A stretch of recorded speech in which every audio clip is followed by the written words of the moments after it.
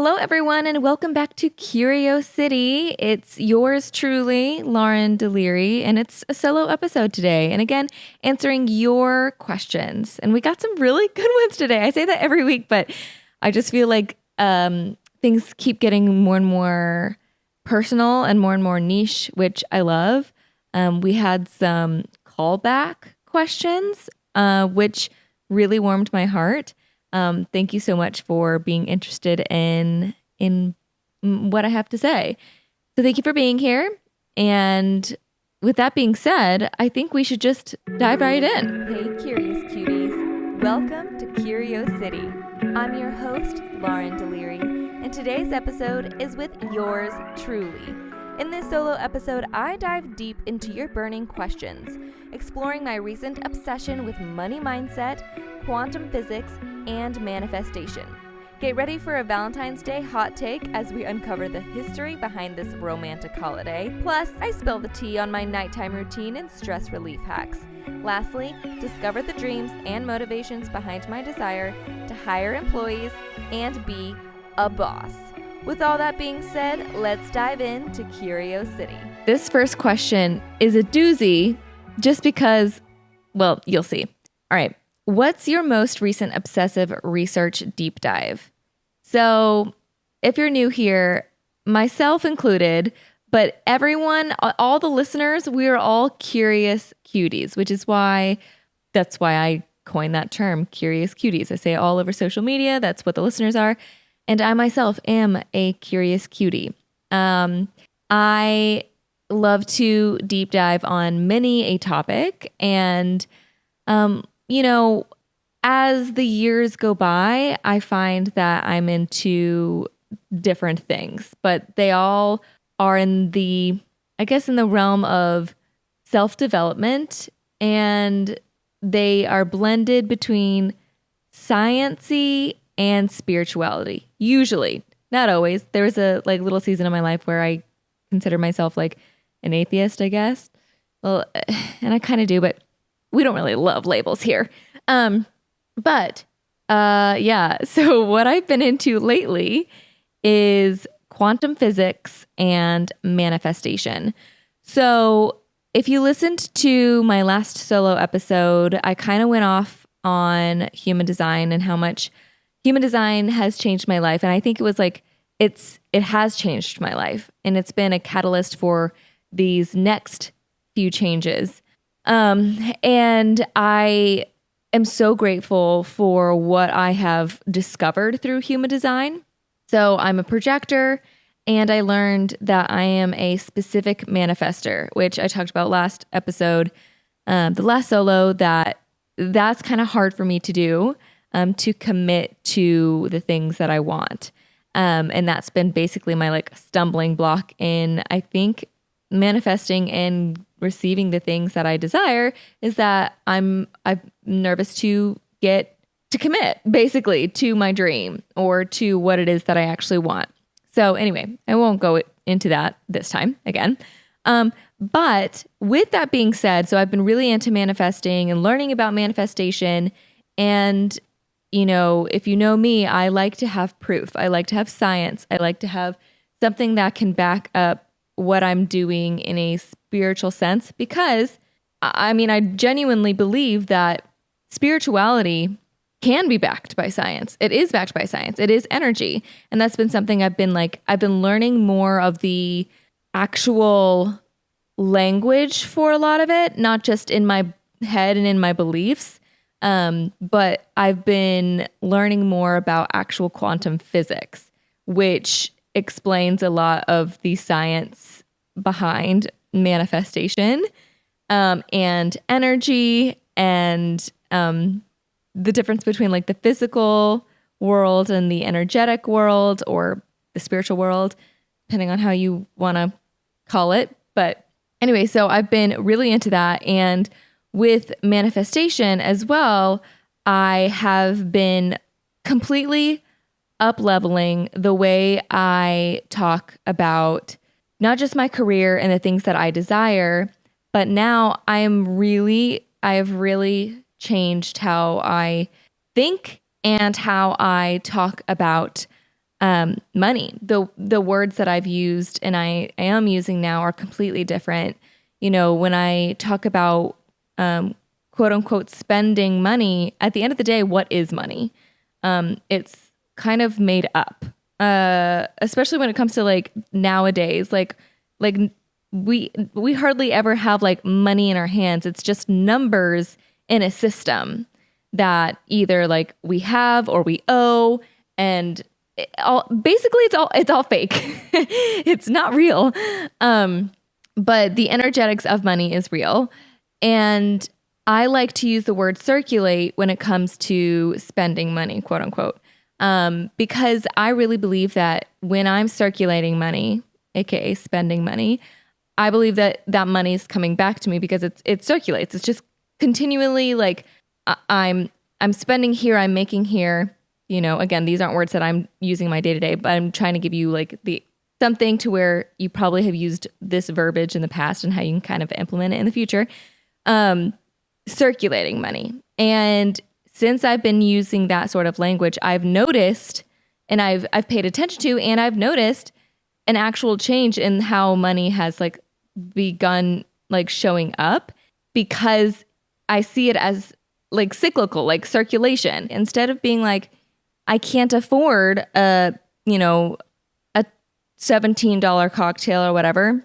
Thing is, like, it's $17. I probably can afford it. So in the past, when I've been like, I can't afford it, like I'm trying to save money, what I was trying to do was like just not spend money in general. And that's not necessarily like helpful, because then I feel like I'm not allowing myself to get what I am desiring, and I'm getting in my own way. But really, when I decided that it wasn't my financial priority, it's not that I didn't have the $17 to buy the cocktail, because I probably did. It's that it's not that important to me. I have other things I'm wanting to spend my money on, and I'll get into what I've been like actually putting my money into and saving in a little bit with another question that's like coming up today. But yeah, I just like have really focused in on what is my financial priority. And to be honest, alcohol is just not right now. I've just really enjoyed this time of not drinking. And I think that really pairs with all this new season of my deep dive of the quantum physics, of human design, of manifestation, of money mindset, the way I think and the way I talk and the way I view things. So I am going to read to you the back of this book, which I did on Instagram stories, but I'll just do it again for you here, because I think it's important for you to know what has helped me in this new season of my life of breaking the habit of being myself. Okay, so this is what the back of the book says. You are not doomed by your genes and hardwired to be a certain way for the rest of your life.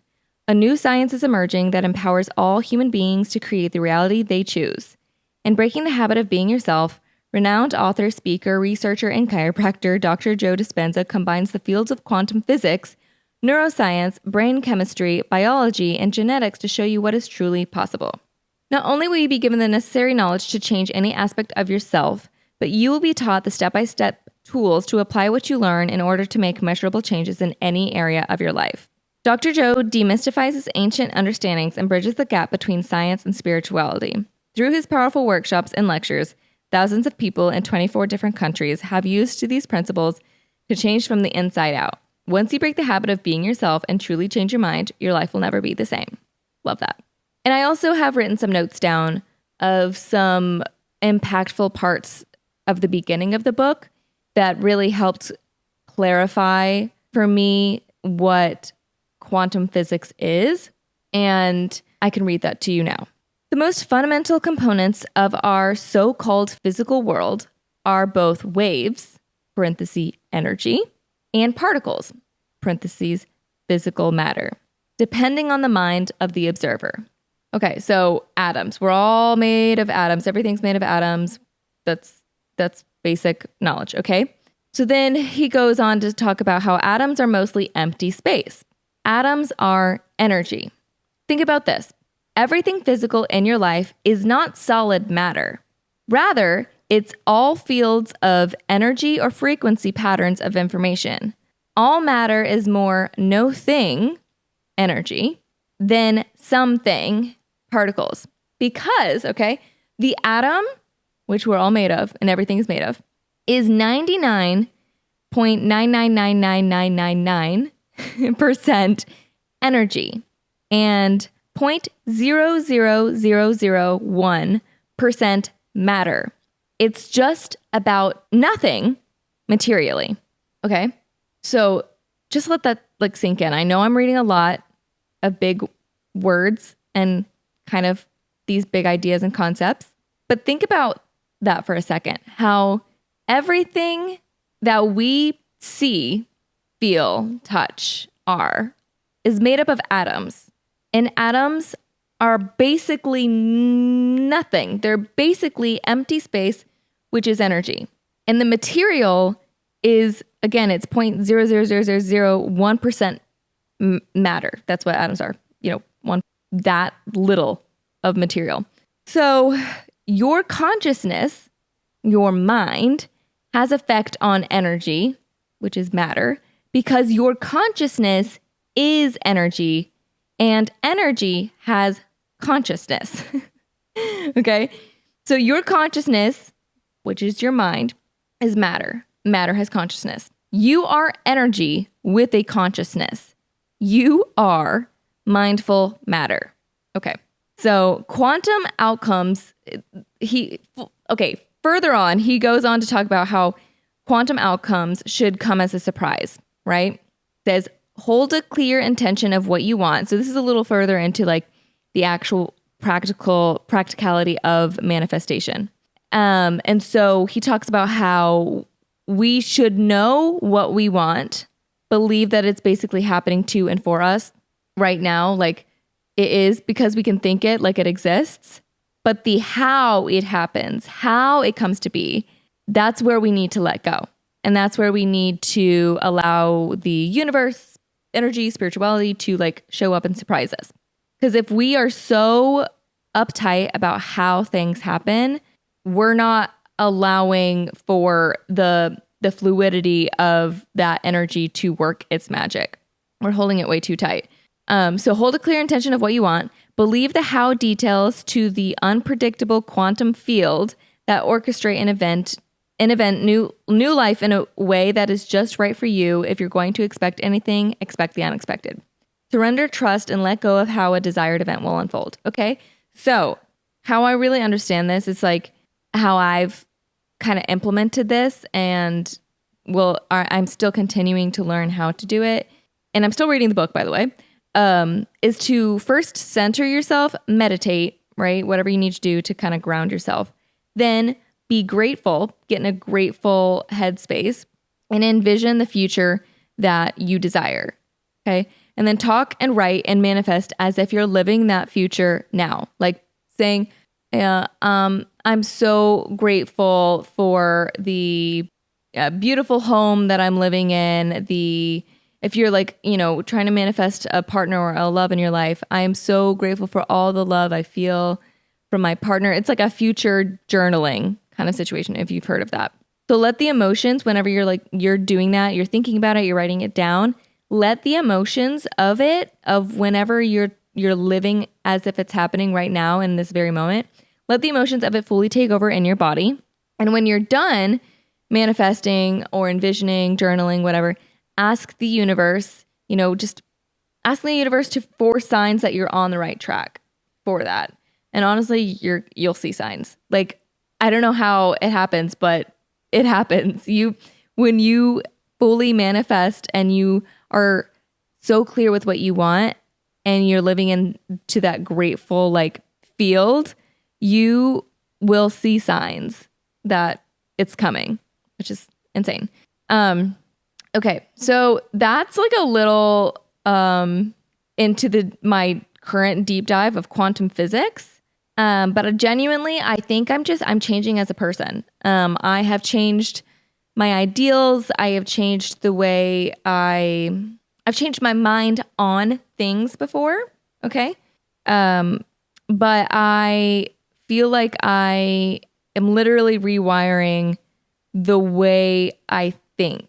And if this all somehow comes down to be a hoax, which it won't, But if it somehow does, like, what have I lost?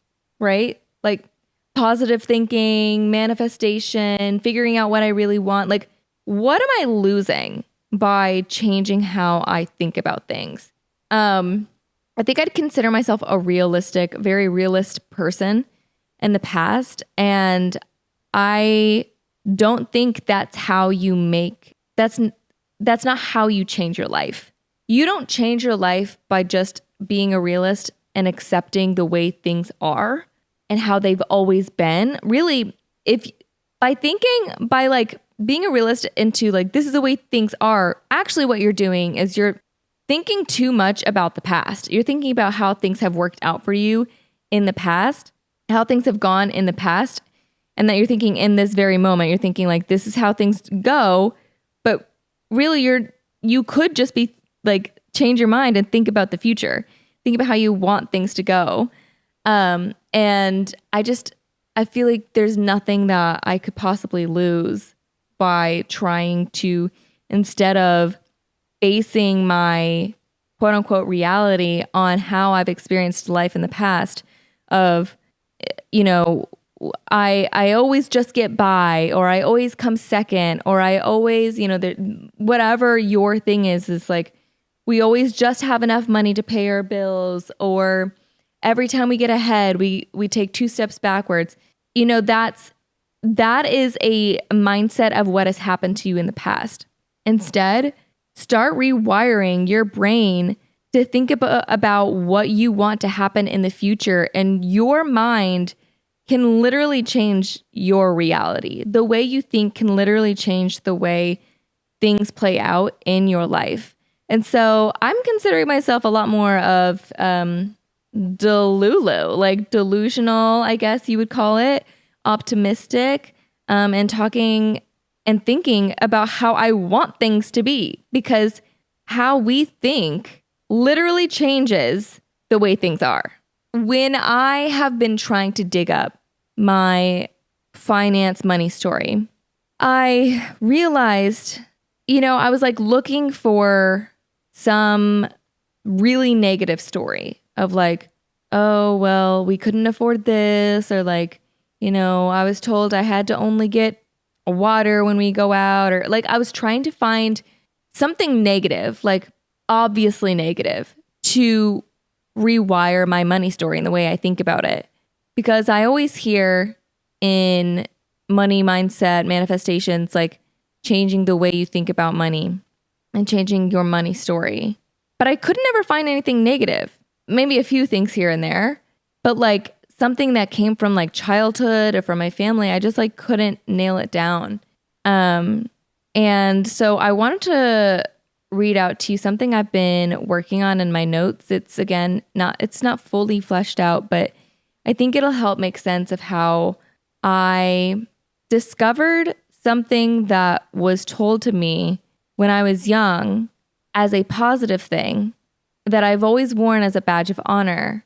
And it really is a positive attribute about money and finances that actually I think I've determined was and has been holding me back. So I'll read this out.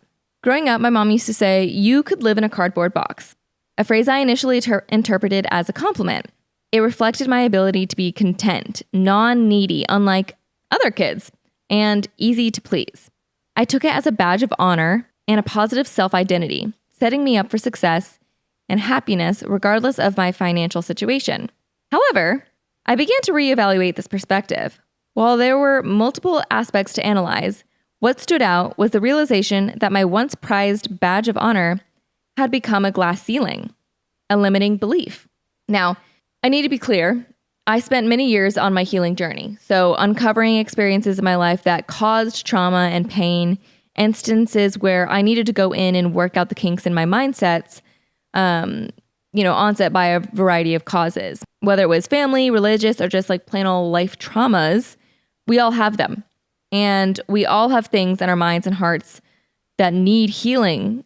And of course, that journey is never fully done, but in many ways, at least for a time, it is. And then it's time to live again. So after a while, I wanted more out of my life and a personal growth beyond just healing. I wanted to up level. I wanted to find success in the things that lit me up. I wanted financial abundance. I wanted more out of life than quote unquote healed. I wanted more than baseline, but how? I had gotten so good at looking for scary, dark holes in my past. Even facing inner demons had become familiar. Confronting hard to look at emotions had become easier. But when the ghosts and skeletons have been cleared from the closet and you aspire for more personal growth and more in your life in general, what comes next? How does one level up when the ways you've grown or healed in the past have, well, been done? So, the absence of like this negative money story was holding me back because I couldn't figure out how I literally physically felt like I had something blocking me from manifesting, believing in, manifesting, and just receiving financial abundance. I'm like, what is it? Like, what is going on that I feel like I have a block somewhere? And I've worked out some more like obvious ones that are because they're more negative. I've worked those out and I'm working on them. But I truly felt like there was more. So when I remembered that my mom used to tell me like, oh, Lauren, like she could live in a cardboard box. I knew it in that moment that was something that I held on to, like I said, like as a badge of honor.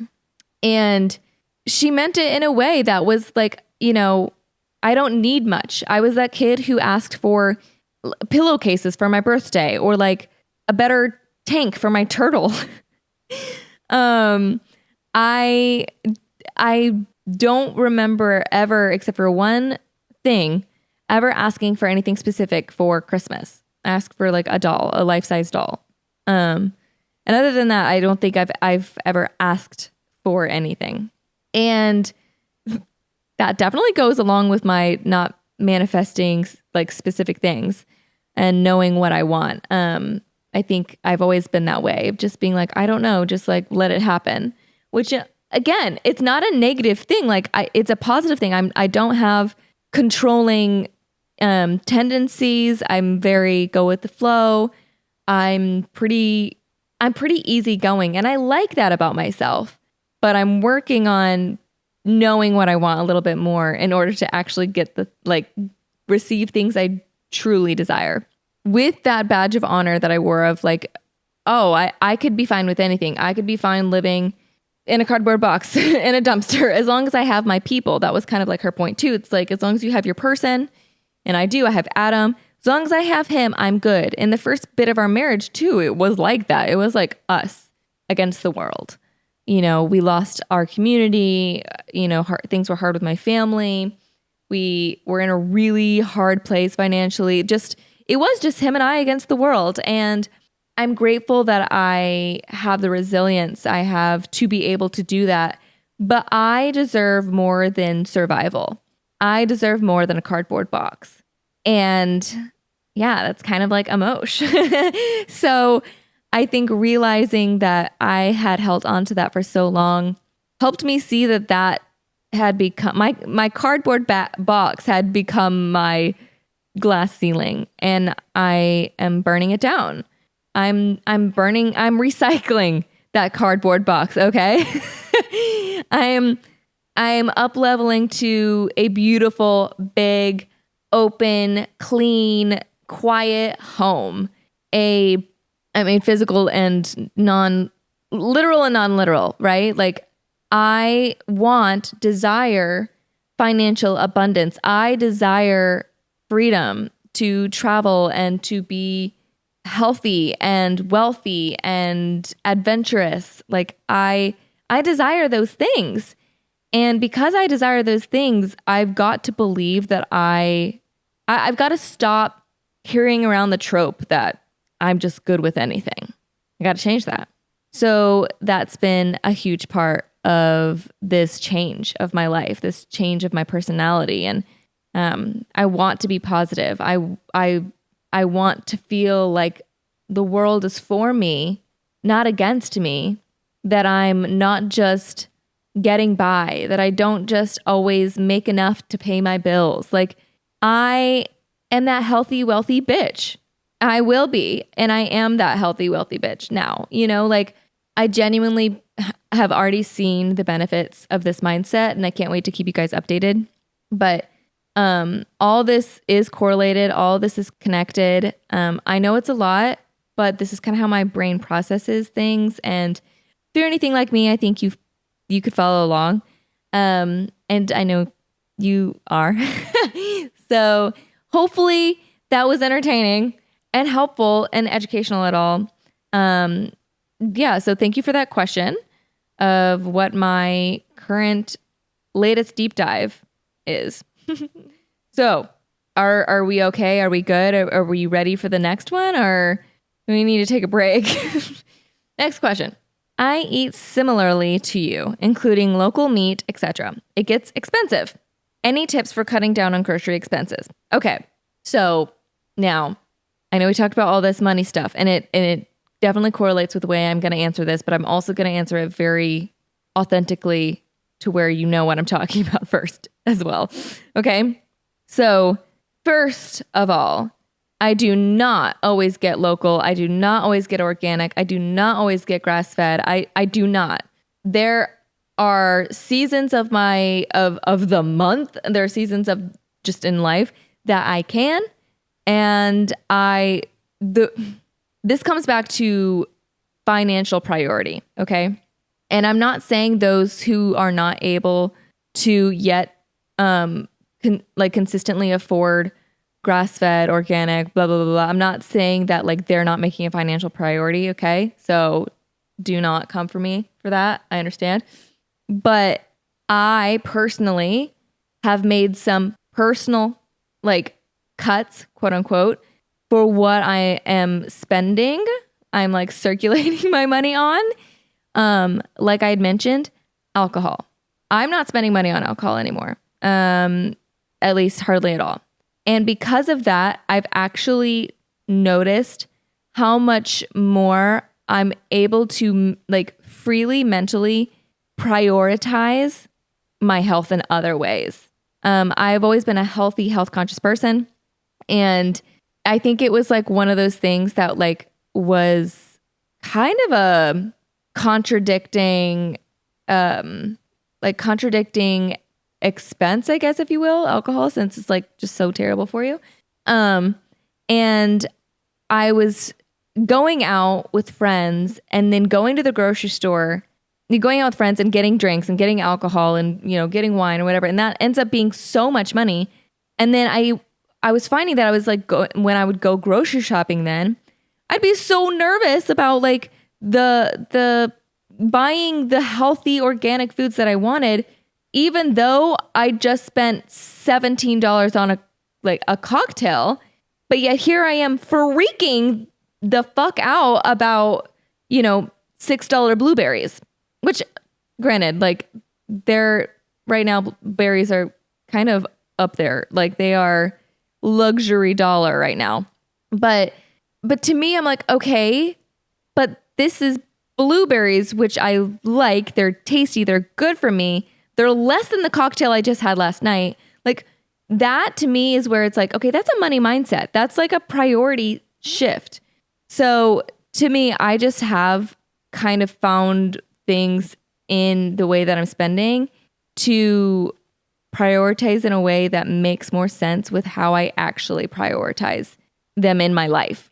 And so that's helped being able to afford better groceries.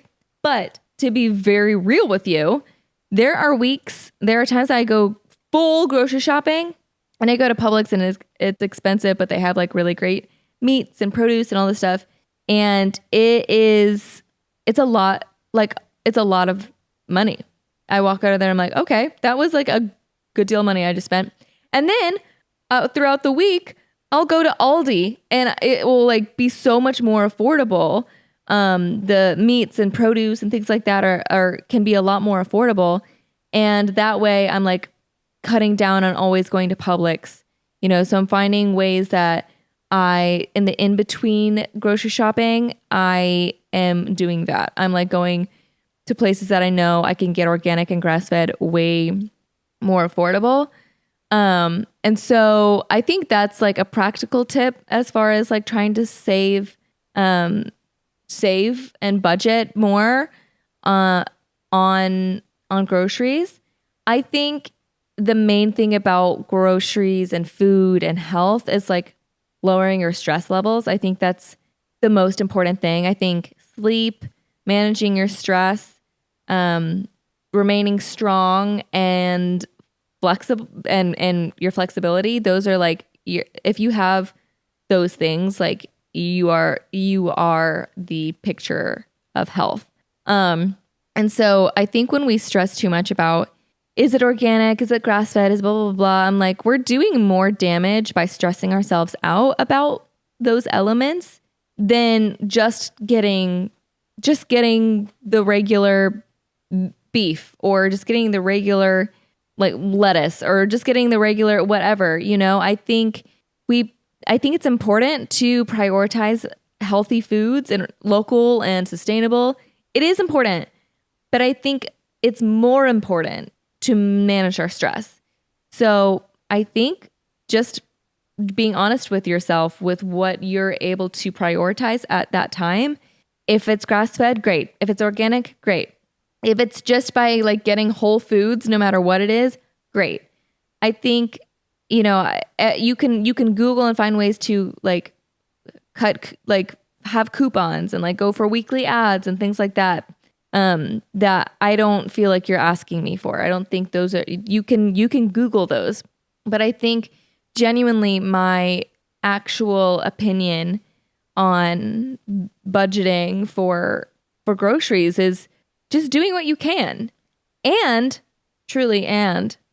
just realizing what's your priority, and what's not. Oh my God, I need a drink. Hold on. Oh God. Okay. Solo episodes wreck my throat. Sorry. All right. Next question. Do you have a Valentine's Day hot take? Okay. Well, I don't have a Valentine's hot take specifically. All right. But I do want to talk about Valentine's. All right. So you actually made me like curious. I've learned about Valentine's Day multiple times, but it's never like fully stuck with me. I watched like some Christian film of Saint Valentine, I think when I was like a kid, but that's the last I heard of it. And I don't even know if that was true, like factual. So I did a little bit of research. Okay. So we're going to learn a little bit of history on Valentine's Day. So let's get into it. Okay. Valentine's Day has roots in the ancient Roman festival of, Lupercalia. I think that's how you say it. Lupercalia. Yeah. Lupercalia, but it became associated with love in the High Middle Ages. The day is named after Saint Valentine, a Christian martyr. Okay, so that's where that Christian movie comes in. And obviously over time it evolved into a celebration of love and affection, giving gifts and cards and all that. So then I'm like, okay, so Saint Valentine, who is that? And I got into that research. So the identity of Saint Valentine is uncertain, as there were multiple martyrs named Valentine in early Christian history. One popular legend suggests he was a priest who defied Emperor Claudius II's ban on marriages for young men. Oh, is that young men to women or young men to men? Interesting. Continuing to perform marriages in secret. Another legend claims Valentine helped Christians escape harsh Roman prisons. Okay, that's what the movie I watched was as a kid was centered around, I think. So the true details remain unclear, but St. Valentine's Day became associated with love and romance over the centuries. Okay. So then I was like, all right, I need to know about this ancient Roman festival, Lupercalia. So Lupercalia was an ancient Roman festival held annually on February 15th. So not the 14th, the 15th. It had pagan origins and was dedicated to Faunus, the Roman god of fertility, and Lupercus, sounds like a lubricant, Lupercus, the god associated with shepherds. During Lupercalia, priests known as Luperci, would gather at the cave where, according to legend, the she-wolf suckled Rome's legendary founders, Romulus and Remus. Okay?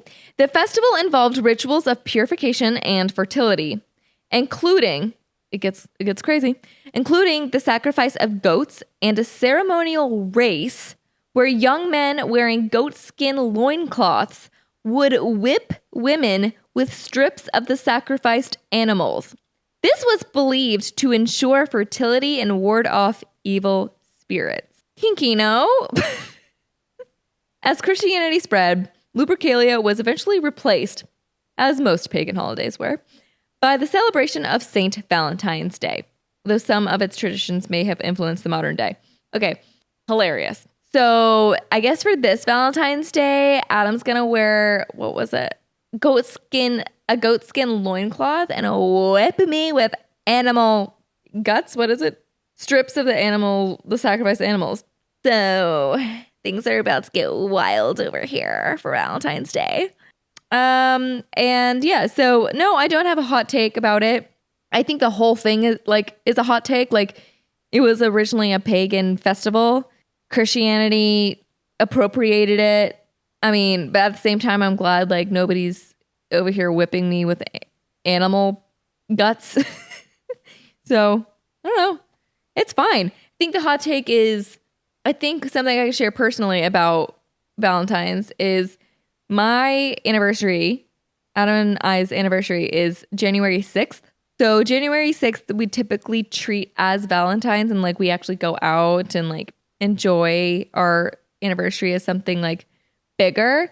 And then Valentine's is just the next month. And we have a tradition of like getting pizza and getting high and drinking like champagne together and just staying home and like basically like playing video games and being bros together while everybody else gets out and gets pretty and cute and spends a lot of money. We actually really enjoy just enjoying each other.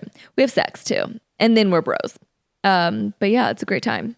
But no whips. I mean, not yet. We'll see. Okay. What is your nighttime routine? Share some stress relief hacks. I got you. Okay. So the night begins at 5 p.m. All right? 5 p.m. I shut the curtains. Well, actually, first, my phone automatically in the settings turns on it's like red light. It's like this really yellowy red light on my phone.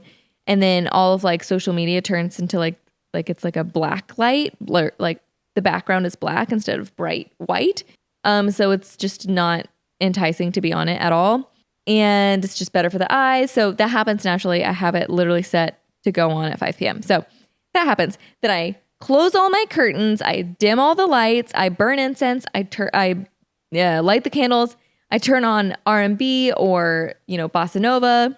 Then I make a sleepy mocktail. So that's magnesium, cherry juice, lime, sparkling water. And I make that. Instead of sipping a wine while I make dinner, I make that. And then I get to making dinner. Actually, I feed her. And then I make dinner. And then typically, Adam and I will eat dinner while watching a show. So we'll watch like an episode while we're eating dinner. Not always, but recently we have been doing that. And then after that episode and we're done with dinner, we'll turn it off and then we'll clean up and tidy a little bit and I'll go wash my face. I take my time washing my face. I may like watch a YouTube video while I'm washing my face, just kind of catching up on my latest YouTube girlies. And then at 7 p.m. around then, my phone goes on Do Not Disturb. So I think that's great. I want to get better at like, even though I have it on Do Not Disturb, I'll sometimes go and check my texts or whatever. Like I just need to I need to turn on airplane mode. But the reason why I don't turn on airplane mode is because I like to play some, hold on. Let me just go back to the timeline. So yeah, I get things ready for the day. I wash my face. I get things ready for the next day, kind of get my like athletic wear out, whatever. And I am in bed with like a mug of chamomile, some sort of hot tea, by or even before 8:15. And then I read at least like 10 pages and I'll turn on 528 hertz. I've been doing that recently and I've been loving that. That's on Spotify, which is why I don't want to turn my phone on airplane mode because I want that to play. But anyway, so do that. And then I'm asleep by or before 9:15. So yeah, basically 5 p.m. is like I start, like everything starts just getting ready for bed. And I love it. I love doing that.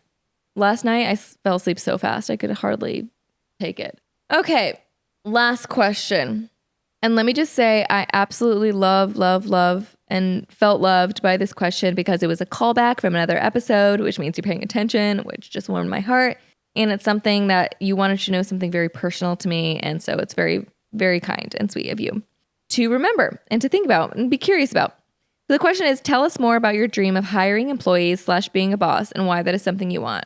Okay, so first of all, I think I'm still uncovering why it is I want that. I think part of it will come to life and I'll know when it happens too. I think like something will just like fall into place and be like, oh, that's it. But I do know some things. So, I mean, I love delegating. I love being able to like make something awesome out of a team. But I think one of the reasons I really love the idea of helping someone in this way, like hiring somebody, I love that idea of being a part of someone building their career and earning money. Honestly, it's something I think with these changes with my money mindset, I have realized even more and uncovered how much it is like, it's truly this desire of mine to help people make money and earn money. And it's just, it's like so important to me. Like I can be a part in the circulation of money. That excites me. That lights me up. And it's something I just like, I would love to be a part of someone's wealth trajectory. I love connecting people. I love curating groups of people and specifically brilliant, skillful people. You've heard me talk about this before. I love people's functions. So the way people think and process, like I just get obsessed with that. Like I don't care so much about what people think, but I love how they think and how they do things. And so I'd love to be able to pay someone for what I love about them, if that makes sense. I would love to be able to do that.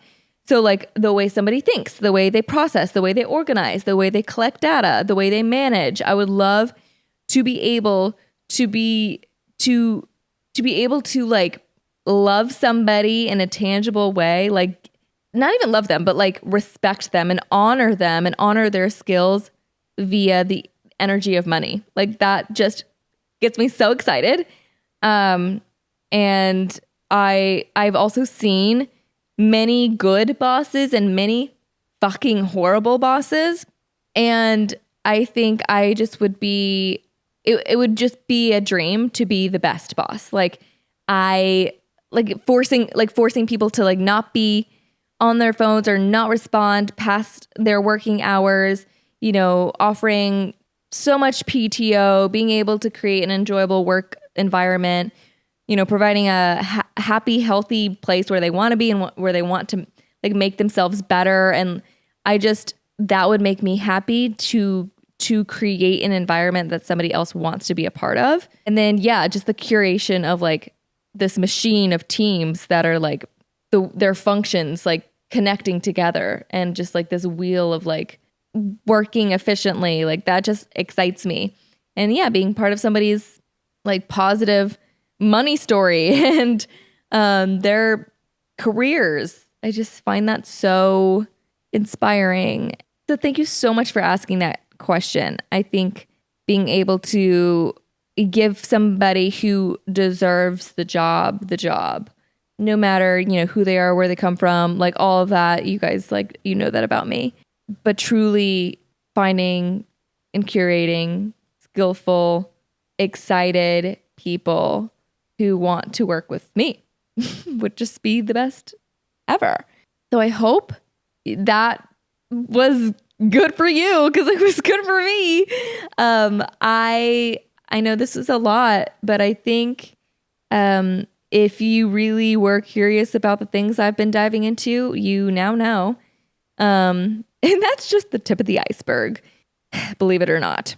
So please let me know if any of this resonated with you. I genuinely want to have conversation. So please slide into my DMs at Lauren Deliri and let's have a chat about any of these topics. You can also find the podcast at Curiosity Pod. Follow along there to see all the clips from all the guests, including like clips of like the solos and the episodes with Adam. They're all there. But please comment on my last photo, my last reel, whatever it is, my last post, and let me know what your favorite part of this episode was.